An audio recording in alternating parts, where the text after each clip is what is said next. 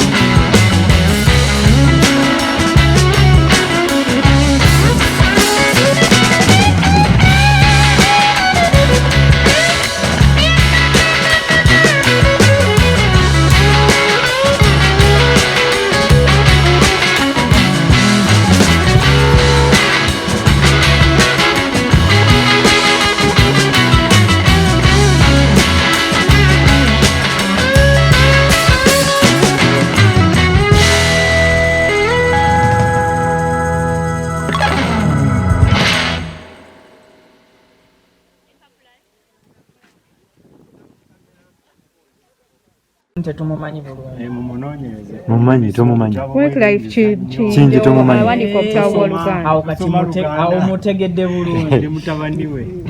Kapeesa muzzukulu we. Kati Kapeesa gwe taata. Oli bw'aba Kapeesa. Kapeesa mwana wa kumeka mu baana bo? Mwana wakuna wakutaana nze sibala baana musajja tebaleba baana. Oli mutuufu. Amawulire gano gakusanga wata? Amawulire gansanga waka nganga ngalamye. Naye nakasimu kamu awo ngageraku yakukaaga nabawo baneighbours abamponkona. Taata kaloboozi kongezeko katono. Neighbour mutabani wo aweddewo tukyalinawo. Ogafuna kuva kuba neighbour kuba ab'omunju oba akasimu kava direct eyo?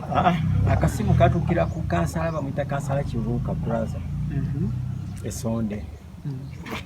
Omwana yali eyo nga asomera ne Kapeesa St. Lawrence Sonde. Kati napenenga nga ali eyo then bakusinkana eyo mu Asala ne bakolamu gundi yaabwe.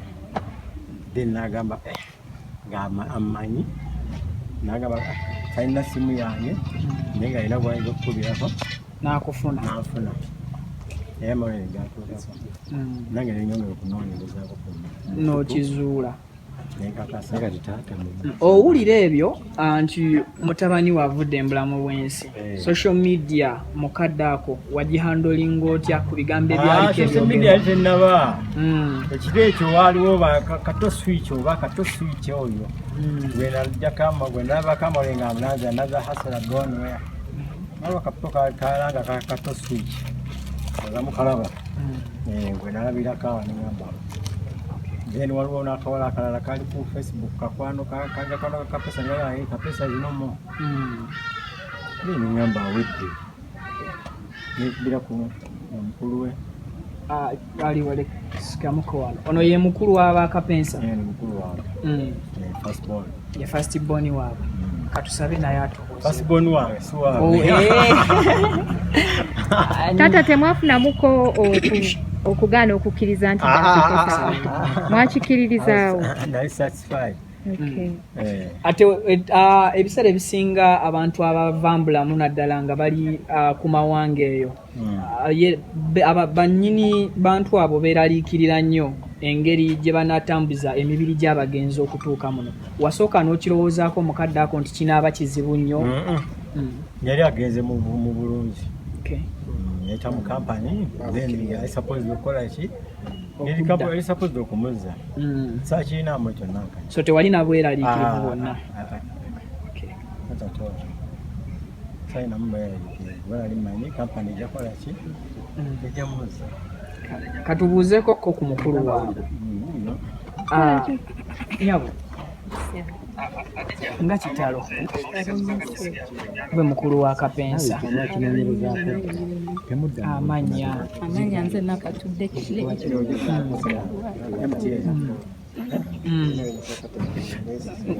nga kitalo nnyo mukwana. Amawulire gano wagawulira otya?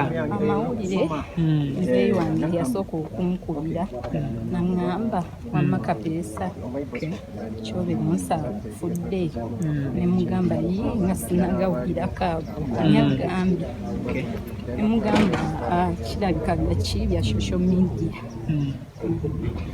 gansanga kati waliwo n'obubuka bwe yasoma naye okusentrals nankubira naŋŋamba wekeneya emugamba yenze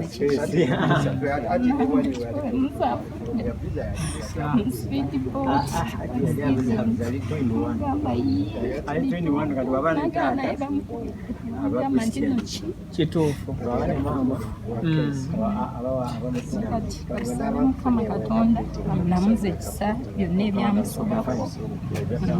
Mwenga famire era gwe abadde amanyi omugenzi Kapeesa oluusi bwe mwakula ebigambo ebyamwogererwa mukadde ako naddala katwogere nnyo ku lunaku nga ziiseewo nga 3 nga intaneti ewuuma, omwana mulamu omwana mufu omwana ne stories endala zonna ze twawulira kyabayisa batya mwenga abaakula ne Kapeesa? Kyatuyisa bubi nnyo nga naye obimanyi naye kasita omusajja eyamuconnectinga ku kampuni weyatugamba nti Kapeesa yavudde mu bbanga bw'ensi olutwabilingiramu tetubadde tukimanyi nti Kapeesa ki yafa ebya social media nga tetulibiika era babadde batugamba mulamu simanya biki bamukwata simanya bamutwala ku poliisi simanya biki naye nga ffe tumanyi ekituufu nga famire.